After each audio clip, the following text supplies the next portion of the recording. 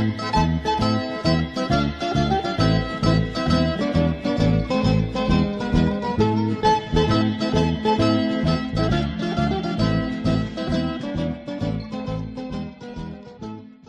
viewers and ladies and gentlemen, welcome to yet another episode of Dinner Guide. My name is Chef Andy, and today, as I mentioned on the promo, we are basically bringing the beauty and joy of Thanksgiving to our kitchen today. So I'm first of all going to introduce the ingredients, and then I'm going to take you straight into the preparation of this beautiful, beautiful dish. So from my furthest end, I've got some butter and some cream. I've also got some soy sauce, a nice root of ginger there, a bit of chicken cubes. I also have a bit of regular iodized salt, some tomato paste, some beautiful parsley there, and a nice sprig of rosemary. I'm also going to be using some beautiful fresh garlic and some onions, some coriander, a bit of milk, a bit of some vegetable stock, some potatoes there, which we're going to turn into a beautiful mashed potatoes. And last but not least, this beautiful cut of turkey breast. So without further ado, I'm going to give you this chance now to grab your pens and papers if you're going to be taking notes. And when we come back, we're going to dive right in. See you after the short break.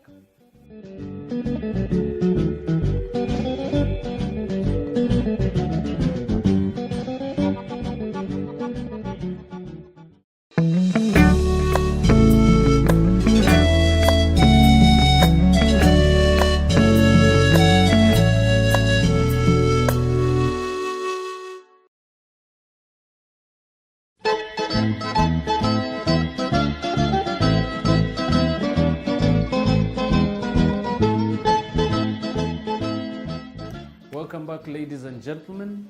For those who just missed on the intro, I was just mentioning to you viewers at home that we are going to be working on a beautiful classic dish. We are going to be making some turkey. And without further ado, we are just going to start with our first process.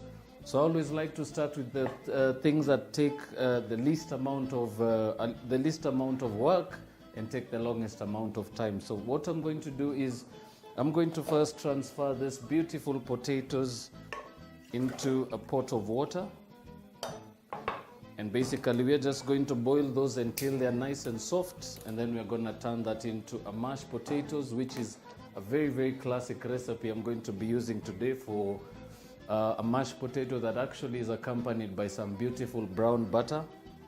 So to the water I'm only going to add about 2 pinches of salt, and we're just going to allow that to come to the boil. And in the meantime, I'm also going to show you what we're going to be doing with the turkey. So very first thing that I like to do is marinate the turkey. So I'm just going to grab a bowl, and to that we're going to be incorporating a few ingredients that are in front of us today.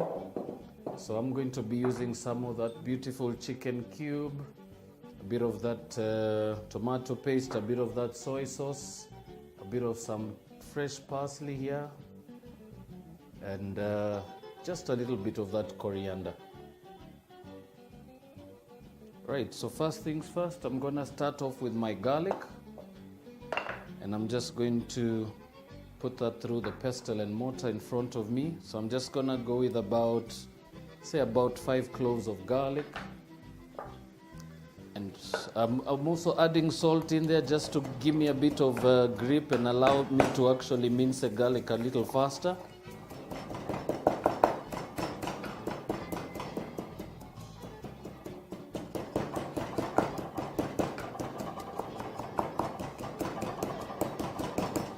Right, so basically what you're looking for is a nice minced garlic. I'm also going to add just a bit of salt.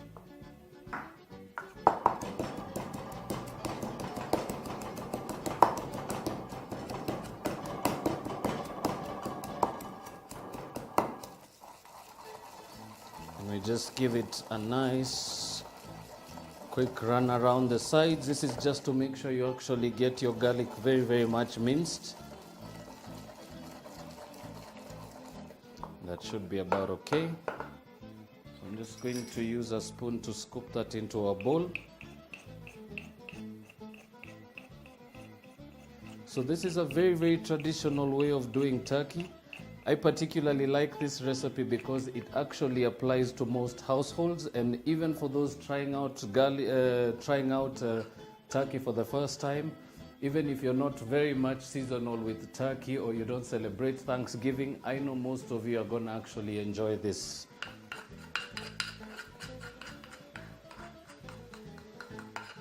Right, so garlic into our mixing bowl. So remember, very, very cautious that you don't overdo it with the salt, especially when you mince your garlic. Remember, I am using soy sauce, which also does have a bit of an iodine taste to it, so you have to be very careful, particularly with that.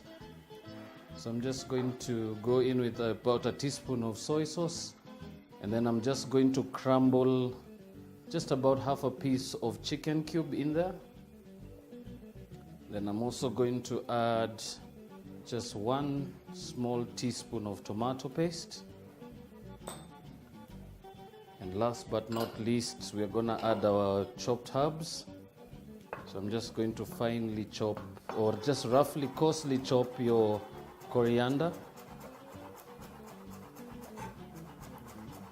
So I'm actually now chopping a bit of the coriander with the stems on, because it does actually give it that bit of an extra nuttiness to it and a bit of a flavor. So easy as that, just one quick rough chop. So we're gonna go in with our coriander, and then we're also gonna do the same with the parsley. So with this, I'm just going to break the heads from the stalks and just going to give that a nice quick chopping. Right, so all that goes into our bowl, and I'm going to use a spoon to just combine those together. Right, and to that I'm also gonna be incorporating just a little bit of olive oil, both for flavor and for purposes that we're actually going to be throwing this onto a pan.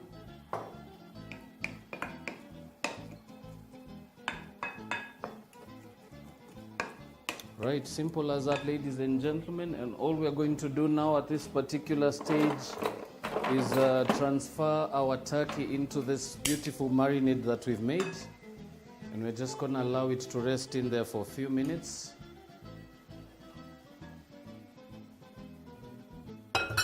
Then something to also be very careful about. Remember, it's not advisable to work with frozen meat, especially if you're frying or marinating. 2 reasons for that: it will alter the texture and the quality of your meat, and it will actually give you a very undesirable product at the end. So very, very particular that if you're going to be working with a cut, particularly like turkey, that's a little thick and bigger in size to chicken, I always recommend do actually give it a bit of time overnight. Let it actually thaw really, really well, and by the time you actually need to do this process, it should actually be thawed right through. I'm just going to add a bit of olive oil on that note, and we're gonna give that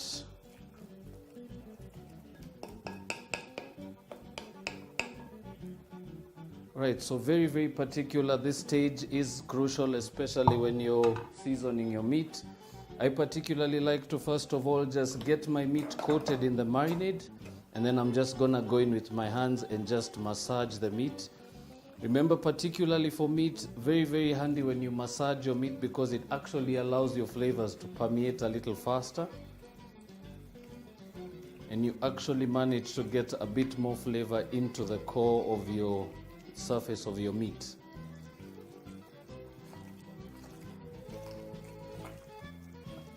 Right, so this shouldn't take you too long. I would normally do it for about 1 to 2 minutes right after mixing with the marinating, just after mixing my marinade in. I'm just gonna toss that a few times in there.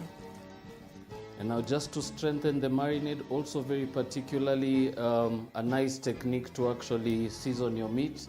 I like to always reserve some of that beautiful soy sauce, and I just drizzle it right over the top, and then take a bit more of that chicken cube and just rub that right over the surface of the meat. and then I'll just turn it around and just do the same thing. Also remember to also incorporate some of that marinade on the sides of your bowl. So just make sure that's just nicely covered. And now what we're going to do now is we're gonna quickly cover this for a few minutes, for about an hour. And what we're basically going to do after that, we're just going to grill it on the pan, and it's just gonna go straight into a hot oven. So I'm just gonna put some cling film over that.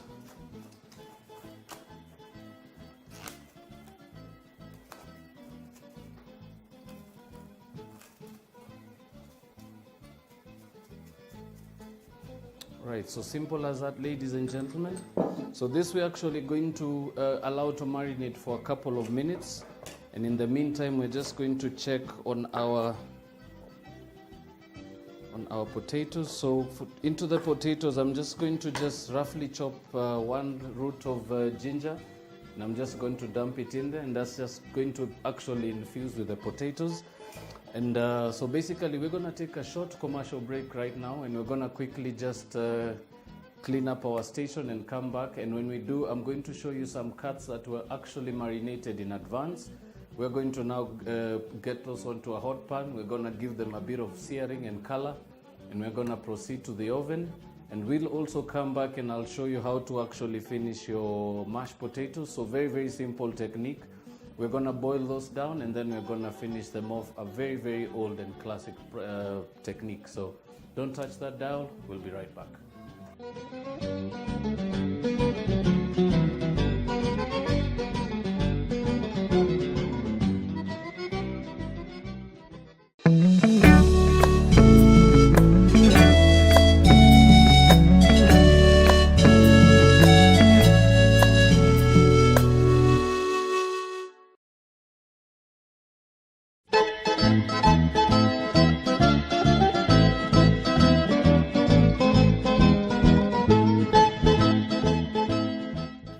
Welcome back, ladies and gentlemen. We took a short commercial break and we gave this a bit of time to marinate.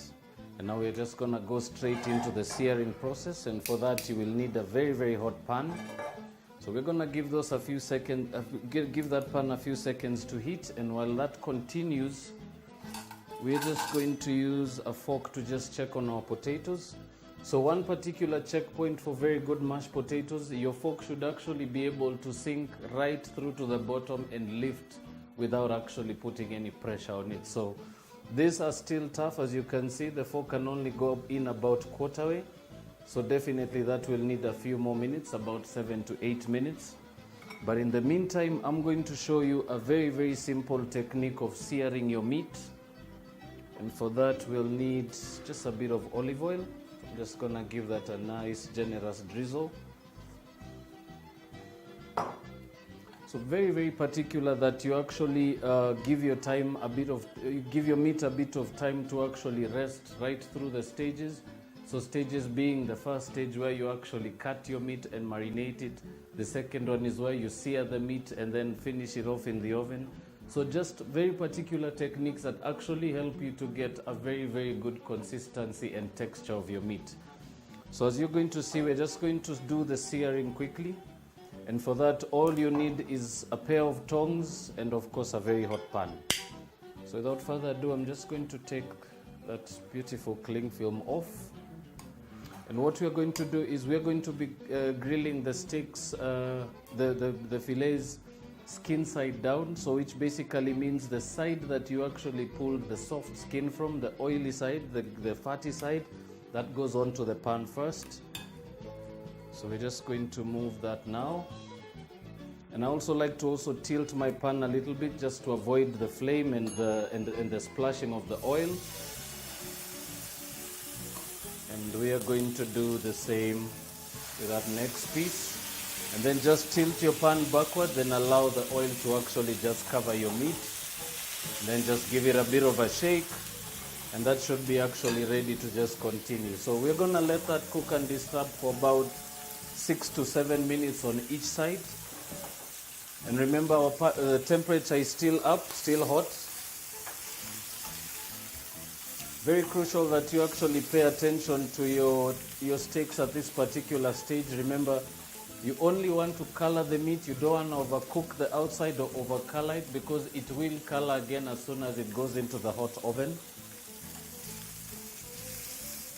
Just going to give that the first turn. So as you can see, all you're looking for is just a bit of color.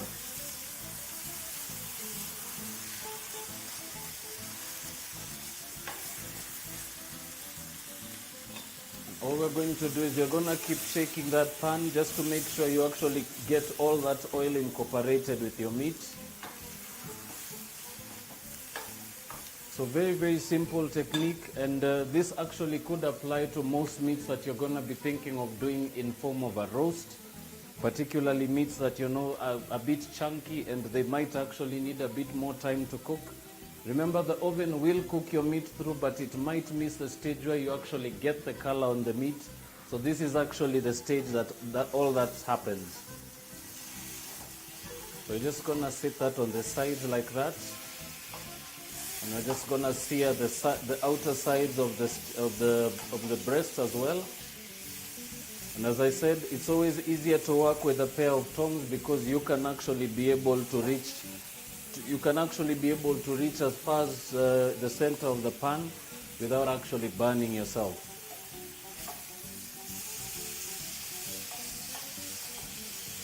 So we're just going to give this last piece another turn. Then we're going to sear it on the opposite side. And now all I'm going to do now is drop my temperature. So particularly for the searing stage, you need a very hot pan to give it color. And then you actually drop your temperature just a little bit to actually allow for the temperature to really permeate into the meat. And it also stops your meat from coloring any longer than the stage it has gotten to so far. So I'm just going to keep turning those around a few times. And be sure to actually also slide it around your pan. Also move your meat, because remember, your pan is big. There's still spaces that are a little hotter. So it's very crucial that you actually move your meat around a few times while you actually sear it.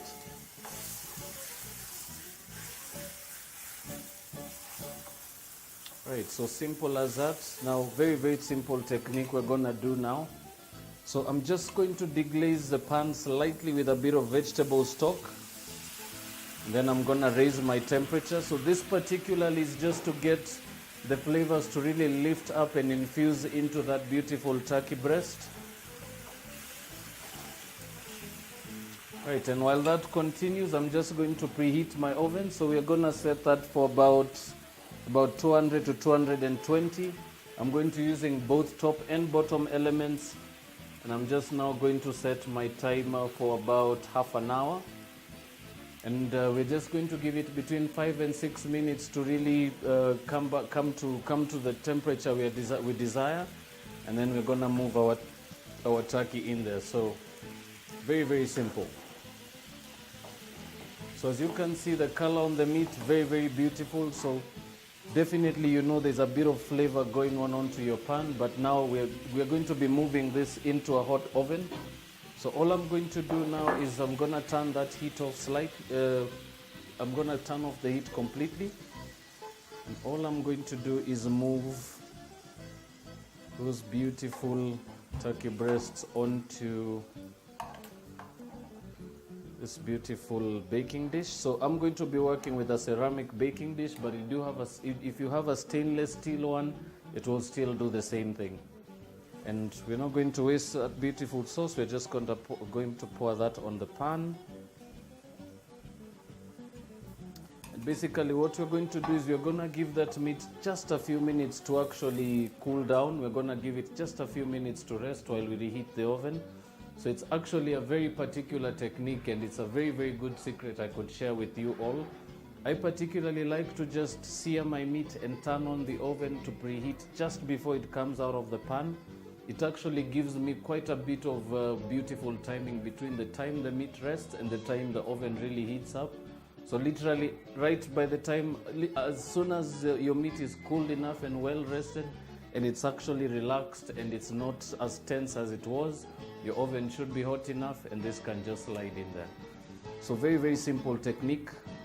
On this side, I'll drag your attention this way again. We're just going to keep checking on our potatoes. And as you can see, your fork actually goes through really well and the potatoes actually crumble up. So this is now going to be maybe another 3 or 4 minutes, but while that continues, we're going to move this into the oven. We're also going to take a short commercial break, and when we come back, we're going to finish off that beautiful mashed potatoes. I'm also going to show you what the turkey breast looks like. So we're going to be baking that for about 40 to 45 minutes on a very, very high heat oven. And we'll also come back from the break and I'll show you also how to make your brown butter sauce for your mashed potatoes and the beautiful homemade gravy for your turkey. So without any further ado, please don't touch that dial. We'll be right back.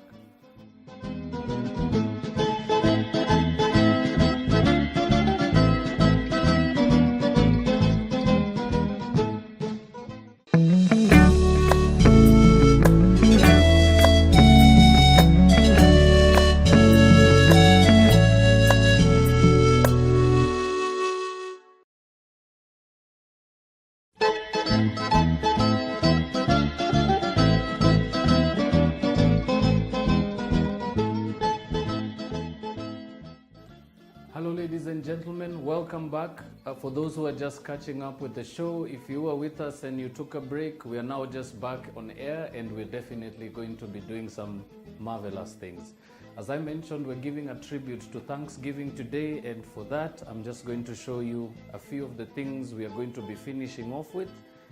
Just to recap on what we did earlier, we have a beautiful turkey breast in the oven. I've got some potatoes here that were just cooked, so we're now just going to work on that brown butter mashed potatoes, and I'm also going to show you how to make a gravy.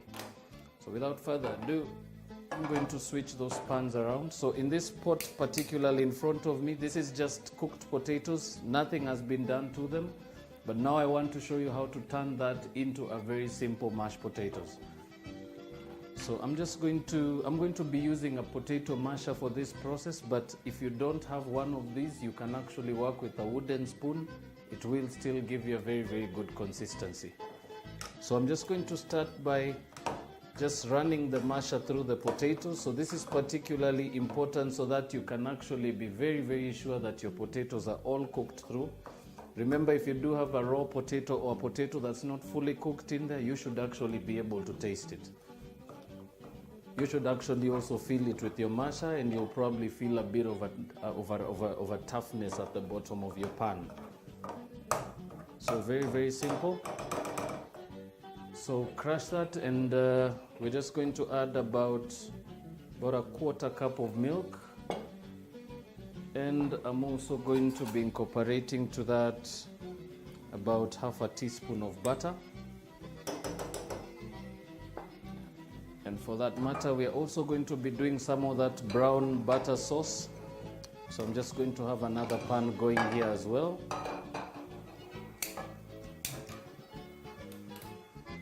So very, very simple with the brown butter. All you do is just drop a knob of butter on a pan and just give it enough time till it actually starts to melt and it starts to color, and eventually it's just going to go brown. So just back to the mashed potatoes.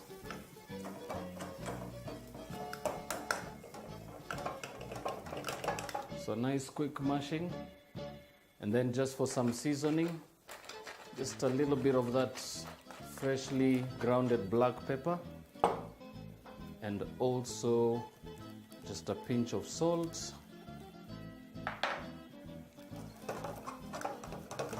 All you do is give that a nice quick mix like that, and now this is ready. This can now come out of the pan. So I'm just going to use a slotted spoon for that purpose, and I'm going to show you something I had earlier.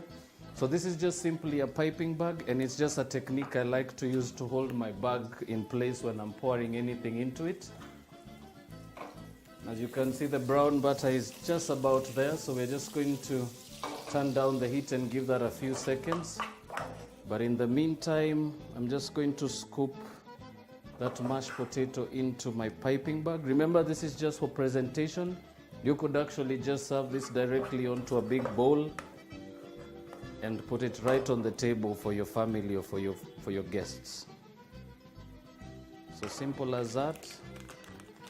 And as you can see, we're just about at that stage. As I mentioned, it's a very, very easy mashed potato recipe. So that is as simple as it is to brown butter. All you do is just allow it to sit in a pan, but don't get it too hot because it might burn and be very, very foul with the taste. So very, very crucial that you actually watch over it. So our potatoes are now in our piping bag. All I'm going to do now is make an incision right at the tip. All we are going to do is, I like to allow my mashed potatoes to just run through the bag before I pipe it out. And I'm just going to show you just a simple technique that I like to use particularly for plating mashed potatoes. I'm going to be working with a mold. So this is just a simple mold. You can actually be able to get this at most of your regular outlets. So to that, I'm just going to coat with a bit of olive oil on the inside. So this just stops it from melting, from sticking. And it actually just allows it to slide off once you're done. So very, very simply, twist your bag. Make sure to actually just get to a point where the mixture is just about to actually ooze out. And all I'm going to do now is just fill that mold quickly. And it is quite hot, so I also insist if you're going to be trying this out, be sure to actually use gloves if you can't manage to hold a hot piping bag. I particularly don't see an issue with it, so I'm just going to continue.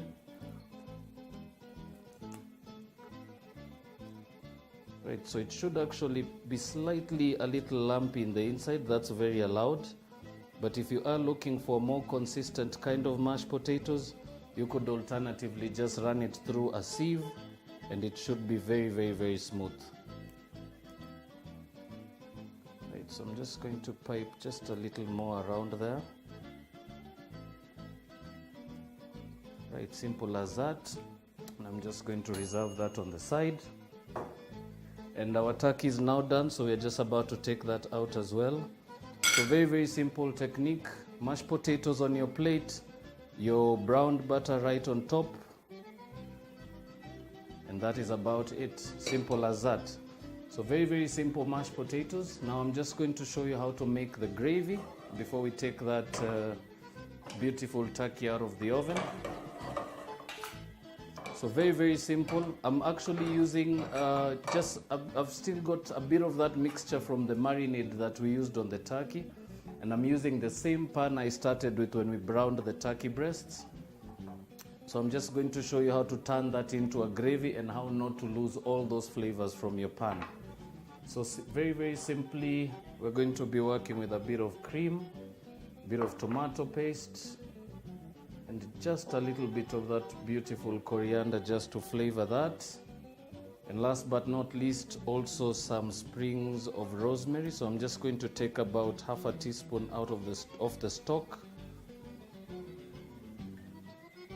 Right, so simple as that. I'm first of all going to start by deglazing the pan with a bit of stock, but you can actually do this with some wine if you're feeling like being a little extravagant and a bit fancy. But I'm just going to turn my temperature up and I'm just going to pour about a cup of stock in there.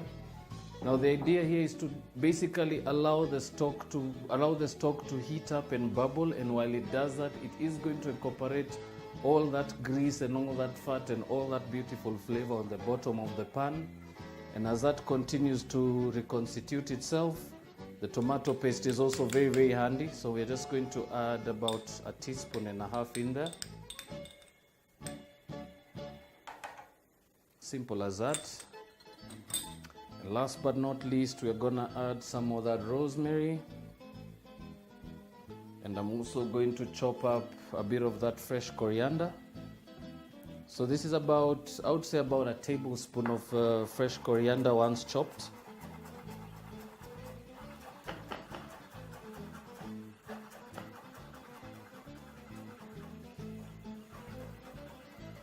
Right, so a very, very simple gravy that you can all be able to make at home. I particularly like to share this recipe with a lot of the viewers at home because of the fact that it is a little more easier than most gravies. And remember, with this, you actually have a lot of the ingredients being things you already have in your own home.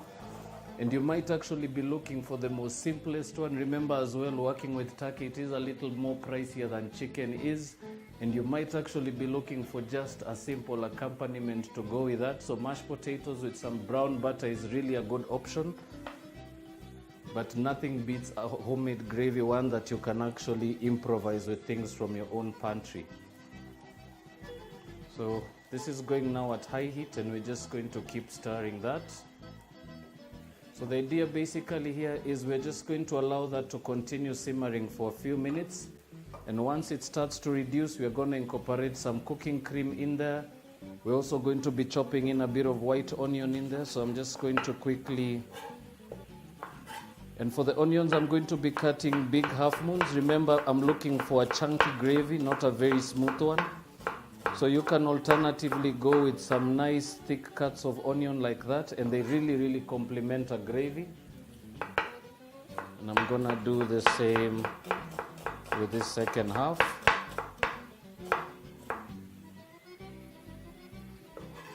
That's also gonna go into the pan. So we're just gonna allow that to continue cooking and reduce, and then we're gonna incorporate some cream and really give it a nice texture and a nice thickness. So while that continues, we're just going to grab our beautiful turkey breast out of the oven. And I'm just going to show you some particular pointers on how to make sure your turkey is cooked right through. So this has been now going for about 40 to 45 minutes at high heat. And it's cooked right through. So I'm just going to move that to the board, and I'm going to show you. So very, very easy, especially with working with big chunks of meat. Remember, it's not particularly nice to actually serve something to your guests without being sure if it's really cooked through. So I particularly like to make sure my meat is cooked by actually carving it before it gets to the table. So all we are going to do now is just allow some of that excess juice to drip. And then we're gonna rest these on our beautiful chopping board.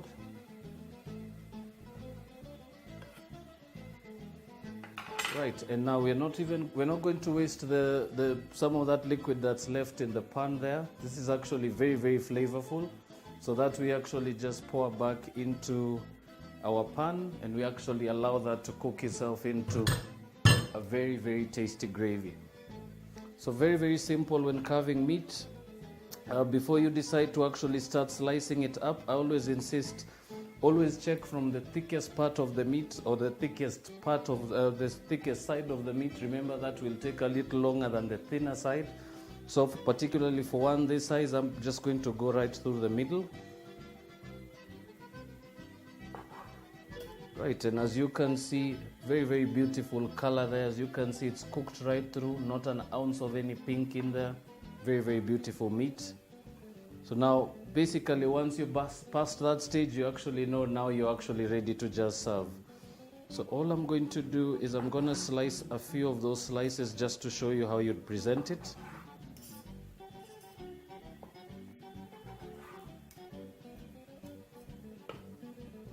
So this is definitely one of the most beautiful cuts of light meat or white meat that you could be using, especially for your Thanksgiving. Remember, Thanksgiving is a very seasonal event. It's a very commemorating event, and it particularly centers the meals and the food prepared in that season on classics. Right, so gravy is now just starting to thicken, but it's still a little runny, so we are going to give that a bit of time to continue. And while we do that, I'm actually now going to show you some different techniques of how to plate. So I particularly like to use a white plate for this purpose. It really just looks a little better than a dark plate, especially with very light meat. All I'm going to do is use my carving fork and my knife to plate. So very, very simple technique, especially if you're looking at impressing your guests or your family, and you want to carve this right in front of them. Very, very simple technique of pulling it through. I'm just going to go with those slices right over the top like that. Very, very simply. And I'm also going to use just a stalk of rosemary just to garnish that. I'm just gonna trim the edges. So simple as that, sprig of rosemary on the top. And I would just alternatively serve the gravy around the plate or actually on top of it. So we're just going to finish this off and we're gonna save this for later. But in the meantime, we're gonna quickly check on that gravy. So I'm also now going to use a whisk because I'm actually now trying to cook it down a little faster. Also a very good technique if you're trying to reduce your sauce a little quick. Remember, the moment you stir your ingredients in a pan, particularly a pan this size, the moment you actually start to stir and move things around, you actually help to spread the temperature evenly around your pan.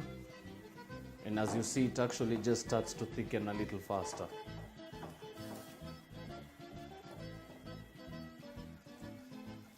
So this is going at very high heat. We've actually switched it to max. And actually one thing I could share with you viewers is the beautiful thing about cooking a gravy down. The longer you actually cook a gravy down, the more flavors you actually manage to build. And it is actually crucial that you always give your gravy a bit of liquid and then give it a bit of time to actually cook down really, really slowly. Remember, as the process continues, the flavors continue to build up. And the colors and the aromas, everything. And remember, this is a Thanksgiving meal, it's a festive thing, so I'm sure you'd probably be thinking you want to be cooking this and have the aromas just run around the house. You want your kids to actually be able to smell that turkey before it's ready. This is actually one of the beautiful ways to grace your home with a bit of an aroma. Do your gravy just before serving, do your turkey right at the last end, and actually the butter and the mash, and it really, really gives a good aroma.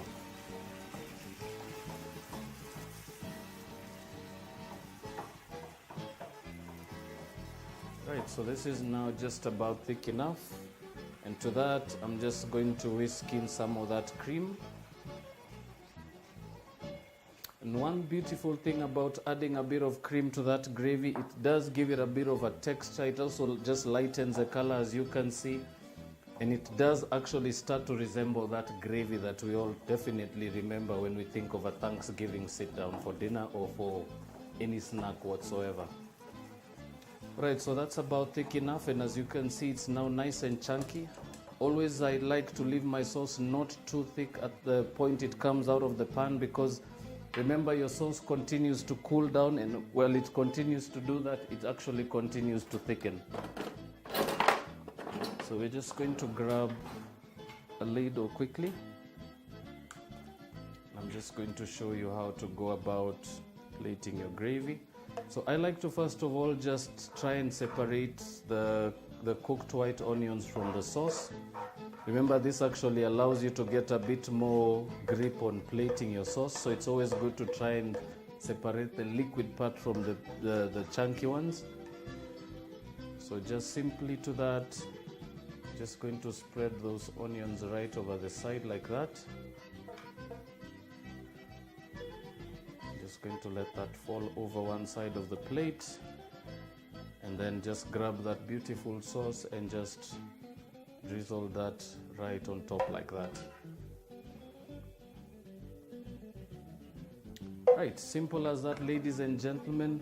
Very, very simple. I'm sure most of you are actually going to be dying to try this out at home. So that has been my version of a roast turkey with some brown butter mash. And as I said, there's endless recipes out there. Do also look around and try and find out one that hits your balance and one that really works on your taste buds. As for me, I'm now just going to actually sit down and enjoy my Thanksgiving dinner. I'm sure I'm going to enjoy this, and I hope if you're going to be trying it yourselves, you enjoy it yourselves as well. But for reasons of the show, I also recommend that you actually check out our Facebook page. Check out our Twitter page, leave your comments and queries and any other comments that you may have, and we will be looking forward to getting back to you. So from my end, from the studios, have a lovely Thanksgiving.